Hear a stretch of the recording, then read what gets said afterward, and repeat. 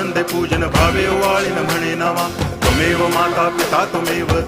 बंधुश्च सखा त्वमेव विद्या तरुणं त्वमेव सर्वं मम देव कायेन वाचा मनसेन्द्रियैर्वा बुद्ध्यात्मना वा प्रकृति स्वभावात् करोमि यद्यत् सकलं परस्मै नारायणायति समर्पयामि अच्युतं केशवं रामनारायणं कृष्णदामोदरं वासुदेवं हरि गिरिधरं माधवं गोपिकावल्लभं जानकीनायकं रामचन्द्रं भजे हरे राम राम